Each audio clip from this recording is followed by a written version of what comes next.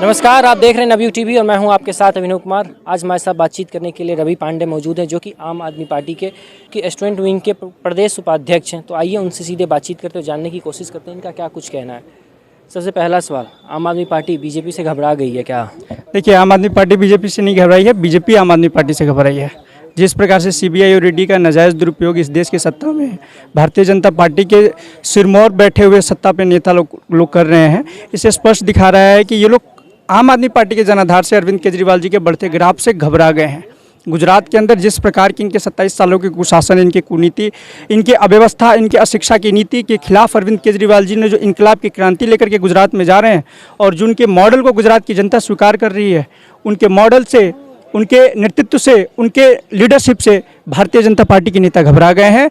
और मोदी जी इतने ज़्यादा घबरा गए हैं कि वो सीबीआई और ईडी तक जैसे संवैधानिक संस्थाओं का भी गलत प्रयोग कर रहे हैं। तो इनकी बौखलाहट तो ये बता रही है कि केजरीवाल जी नहीं घबराए हैं, मोदी जी इनसे घबरा रहे हैं। अच्छा, आप लोग हमेशा कहते हैं ईडी और सीबीआई से ये लोग ईडी और सीबीआई का गलत इस्तेमाल करते हैं। किस हिसाब से कहते हैं गलत इस्तेमाल? ऐसा कैसे कह सकते हैं आप? हमारे विधायकों को 169 विधायकों पर इन्होंने FIR किया। 169 केस चले दिल्ली। अभी से कुछ सुनिए, 125 में 134 में वो लोग वरी हो गए, कुछ केसों में रह गए हैं। क्या रेट है भाई? ये सीबीआई का कन्विक्शन रेट जानते हैं आप इस देश में क्या है? 0.5% से भी कम है। जितने इन्होंने छापा मारा पिछले 8 वर्षों में 3000 छापे मारे हैं, 0.5% लोगों को भी ये दोषी नहीं ठहरा पाए हैं। तो आप इसको क्या कहेंगे? गुजरात में पोर्ट पर ड्रग्स मिलता है, अडानी के पोर्ट पर ड्रग्स मिलता है, वहाँ छापे नहीं पड़ते। गुजरात में जहरीली शराब से वहाँ के युवा मरते हैं, वहाँ पर छापे नहीं पड़ते। बीजेपी के किसी एक नेता पर, किसी एक विधायक पर, किसी एक सांसद पर, किसी एक मंत्री पर छापे नहीं पड़ते हैं। तो ये स्वाभाविक प्रश्न है। आज हमारे नेता दुर्गेश पाठक जी पर ईडी का समन आया है। जब भारतीय जनता पार्टी चुनाव हारती है तो इनके पास 3 पिलर है, भाजपा के 3 जमाई, IT, ईडी और सीबीआई, और ये तीनों लोगों को वहाँ लगा देते हैं पूरी तरह से। यही काम ये कर रहे हैं आम आदमी पार्टी के साथ। तो हम कांग्रेसित नहीं हैं जो बिक जाएंगे। गोवा में इनके 8 विधायक बिक गए, हमारे 2 विधायक सीना तान के कह रहे हैं कि तुम्हारी औकात है तो हमें खरीद के दिखाओ। 2014 में इनको 3 विधायक चाहिए थे दिल्ली के अंदर, आम आदमी पार्टी के नेताओं ने कहा कि तुम्हारी औकात है तो हमें खरीद के दिखाओ। ये खरीद नहीं पाए, आम आदमी पार्टी को झुका नहीं पा रहे हैं, अरविंद केजरीवाल को झुका नहीं पा रहे हैं, इसलिए परेशान कर रहे हैं। और हमारे नेता तो कह दिया कि 3 महीने के अंदर सबको जेल जाने की तैयारी कर लो। जेपी के आंदोलन में भी कांग्रेस की तानाशाही हुकूमत ने सबको जेल में भर दिया था। अब ये दोबारा अघोषित जो इमरजेंसी चल रही है इस देश के अंदर, इसके लिए हम तैयार बैठे हैं। भाजपा के सामने, इनकी कुनीतियों के सामने, इनकी अनीति के सामने, इनकी कुशासन के सामने आम आदमी पार्टी के नेता और एक कार्यकर्ता डरने वाले और घबराने वालों में से नहीं है। आप लोग हमेशा आरोप, अभी से कुछ दिन पहले आम आदमी पार्टी के द्वारा आरोप लगाया गया कि अरविंद केजरीवाल के विधायकों को भारतीय जनता पार्टी खरीदने की कोशिश कर रही है, लेकिन भारतीय जनता पार्टी तो डंके की चोट पे कहती है खरीदने की कोशिश करते, प्रूव कर दें। आप लोग प्रूव ही नहीं कर पाए। गोवा प्रूफ नहीं है, कर्नाटक प्रूफ नहीं है, मध्य प्रदेश प्रूफ नहीं है, महाराष्ट्र प्रूफ नहीं है। मणिपुर में जो हुआ वो लोगों ने नहीं देखा। मणिपुर महाराष्ट्र की बात नहीं, पहले मेरी बात सुनिए। जो हुआ इस देश के लोगों ने नहीं देखा क्या? कैसा प्रूफ चाहिए भाई आपको? आप तो सिर काट रहे हो, सामने कह रहे हो कि प्रूफ दो। अरे भाई, आपने तो इस देश में 200-250 से अधिक विधायकों को इन्होंने खरीदा है 8 सालों में। सीबीआई ईडी के छापे मारोगे, कहाँ से पैसा है तुम्हें खरीदने के लिए? एक विधायक को 20 से 25 करोड़ रुपए दिए जा रहे हैं, कहाँ से आ रहे हैं तुम्हारे पास? है हिम्मत सीबीआई की, ईडी की? और न मीडिया की हिम्मत है कि उनसे जाकर के सवाल पूछ पाए। नहीं, आप मीडिया की बात करें तो मैं अपनी पर्सनल बात करता हूँ। मैं हमेशा हर किसी से सवाल करता हूँ। आप इस तरीके नहीं, मीडिया का मतलब कि जो बड़े बड़े स्टूडियो में बैठे हुए लोग हैं उनसे मैं कह रहा हूँ, इस देश के जो लोकतंत्र के चौथा स्तंभ है उसको आप ही जैसे लोगों ने बचा के रखा हुआ है। नहीं तो ये कब का ये तानाशाह घोषित कर देते। अभी हम दिखा रहे हैं शेर लाया चीता, शेर लाया चीता, शेर लाया चीता, 4 दिन से मीडिया में ही चल रहा है।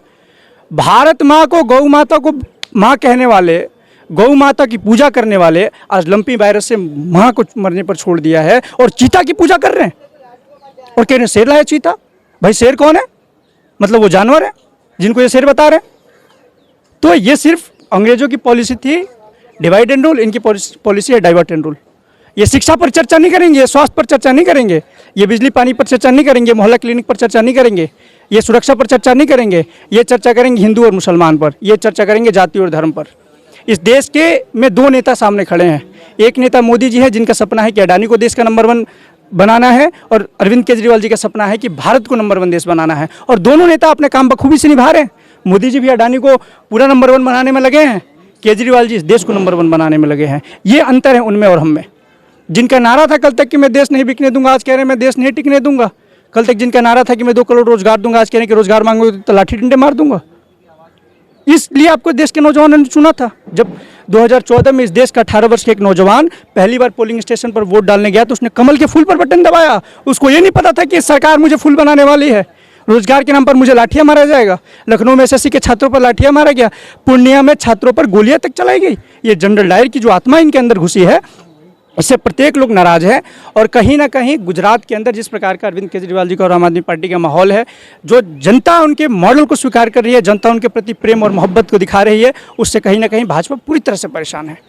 अच्छा, एक बात बताइए, आपको क्या लगता है, हम भारतीय जनता पार्टी आम आदमी पार्टी से डर गई क्योंकि गुजरात में जिस तरीके से आम आदमी पार्टी का एक पुरजोर तरीके से समर्थन आम आदमी पार्टी को मिल रहा है, इससे क्या लगता है भारतीय जनता पार्टी घबरा गई है?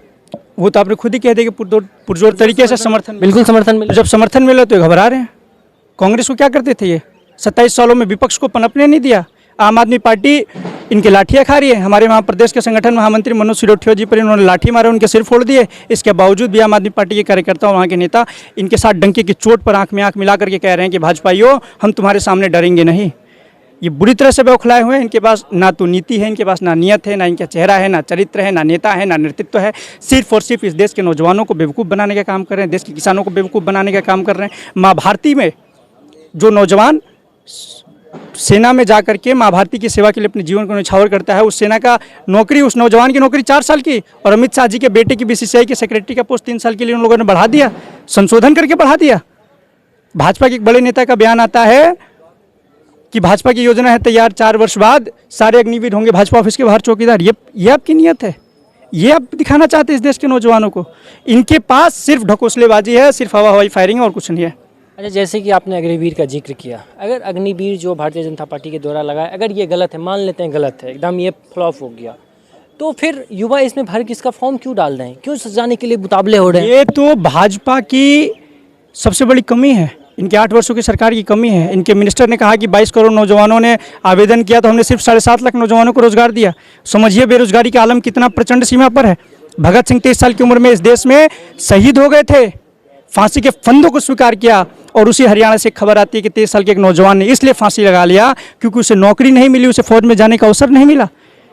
ये तो आपकी भाई साहब कुशासन की, कुनीति की कमी है, जिस कमी को आप ढक नहीं पा रहे हैं कि इस देश में बेरोजगारी का इतना प्रचंड सीमा है कि देश के नौजवान कुछ भी करने के लिए तैयार हैं।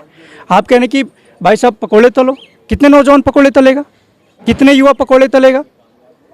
सबसे ज़्यादा बेरोजगारी है इस देश में। अगर हर नौजवान पकौड़े तलने लगे तो खरीदेगा कौन? तो बहुत परेशान कर रखा है इन लोगों ने देश के युवाओं को। जैसा कि हमेशा भारतीय जनता पार्टी के द्वारा आरोप लगाया जाता है कि दिल्ली को अरविंद केजरीवाल ने शराब में डुबो दिया और शराब में करोड़ों का घोटाला हुआ, और इस पे अरविंद केजरीवाल और मनीष सिसोदिया अपने आप को क्लीन चिट देते रहते हैं, हम निर्दोष हैं, हम निर्दोष हैं। नहीं, सीबीआई ने क्या दिया? सीबीआई ने कोई प्रूफ दिया क्या? गुजरात में तो प्रूफ मिल रहा है, जहरीली शराब से लोग मर रहे हैं। दिल्ली में छापे मारे, मनीष सिसोदिया जी के लॉकर पर छापे मारा, उनके घर पे छापे मारे, उनके गांव गए, कुछ मिला क्या? सीबीआई तो खुद कह रही है कि इनके घर पे कुछ नहीं मिला, इसका मतलब हम निर्दोष है। तो इसमें कोई शक है क्या आपको? अगर शक है तो सीबीआई बताए कि उनको क्या सबूत मिला है। ये सिर्फ बेवकूफ़ बना रहे हैं, पूरे मुद्दा को बदलना चाहते हैं। इनके पास शिक्षा से संबंधित कोई मुद्दा नहीं।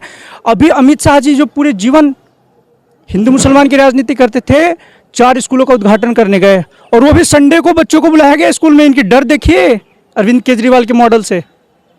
तो इस प्रकार ये एकदम बौखलाए हुए हैं गुजरात में। गुजरात की जनता ने प्रचंड सीमा के साथ अरविंद केजरीवाल जी के नेतृत्व को, उनके विकास के मॉडल को, उनके स्वास्थ्य के मॉडल को, उनके बिजली पानी के मॉडल को स्वीकार कर लिया है, और उससे ये लोग परेशान हैं।